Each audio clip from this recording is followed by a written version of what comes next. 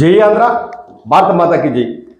అయ్యా బైరెడ్డి సిద్ధార్థరెడ్డి, నీవు మొన్న అనంతపురం నియోజకవర్గానికి వచ్చి సంక్రాంతి పండగప్పుడు ఎద్దుల పోటీల్లో పాల్గొని పిల్ల మాటలు పిట్ట కథలు చెప్తున్నావు. బైరెడ్డి సిద్ధార్థరెడ్డి, నీకు సూటిగా చెప్తున్నావు, నీ పిల్ల చేష్టలు మానుకో.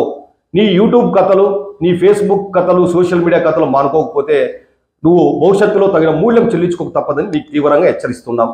అయ్యా బైరెడ్డి సిద్ధార్థరెడ్డి, నీవు కర్నూలు జిల్లాకు వలస పక్షివి. నీకు కానీ కర్నూలు జిల్లాకు కానీ సంబంధం లేదు. మీ నాన్నగారు మీ అమ్మగారు కడపలో డాక్టర్స్, మీ అన్నగారు కూడా డాక్టరు.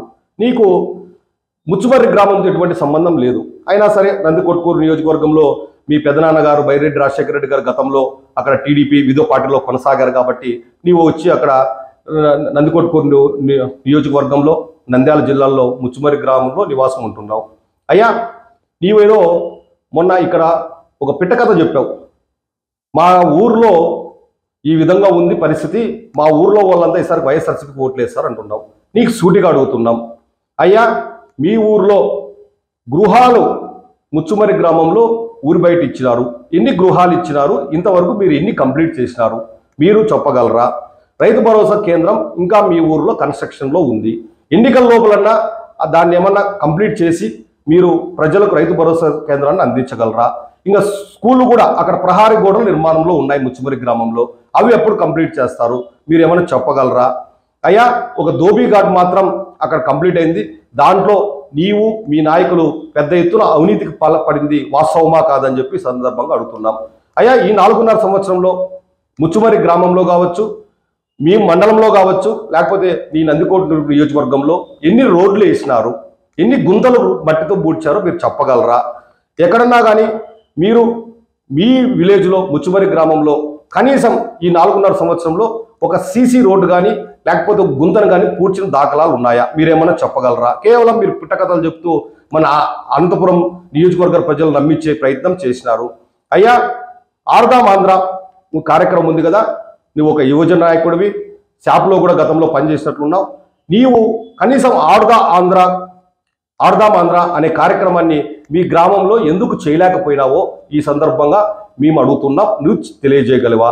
అయ్యా నీ వల్ల మీ నియోజకవర్గంలో మరీ ముఖ్యంగా ముచ్చుమర్రి గ్రామంలో కార్యకర్తలు రిమాండ్కు వెళ్ళిన వాటిలో వాస్తవం కాదా?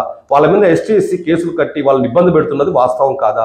ఎంతమంది కార్యకర్తల జీవితాలు ఈ 4.5 సంవత్సరాలు నాశనం చేశావో మీ ముచ్చుమర్రి గ్రామానికి పోతే అక్కడ ప్రజలు చెప్తారు. నువ్వు ఎవరికి బయటికి ఏం కథలు ఎవరికి తెలియదు అన్నట్లు నువ్వు కట్టుకథలు చెప్తే నమ్మే పరిస్థితిలో మేము లేవు. అయ్యా రీసెంట్గా 4 రోజుల కిందట థర్డ్ డిగ్రీ పోలీసు వాళ్ళు ముచ్చుమర్రి గ్రామంలో కార్యకర్తల్ని, వైఎస్ఆర్సీపీ కార్యకర్తల్ని కళ్ళకు గంతులు కట్టి 5 రోజులు కొట్టినది వాస్తవం కాదా? వాళ్ళు గత 4 రోజుల కిందటే బెయిల్ పైన బయటకు వచ్చారు. ఇన్ని ఆగడాలు నువ్వు ముచ్చుమర్రి గ్రామంలో చేస్తున్నావు.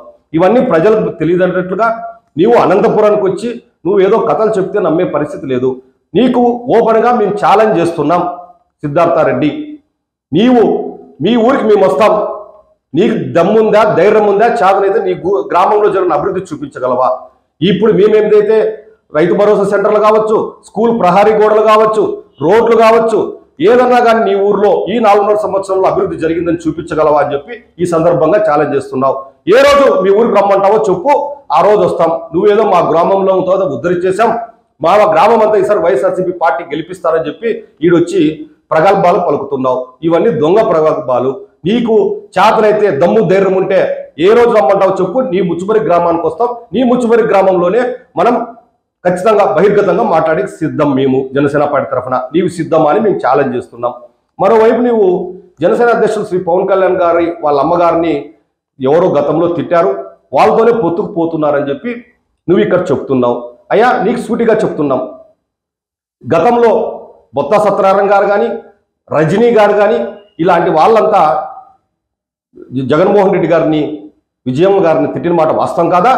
ఈరోజు వాళ్ళందరూ కూడా మీ పార్టీలో ఉంటూ మంత్రులుగా కొనసాగుతున్నారు కదా. నీవు పవన్ కళ్యాణ్ గారికి ఏదైతే అడిగావో అది జగన్మోహన్ రెడ్డి గారిని ఎందుకు అడగలేకపోతున్నావో ఈ సందర్భంగా మాకు తెలియజేయాలి.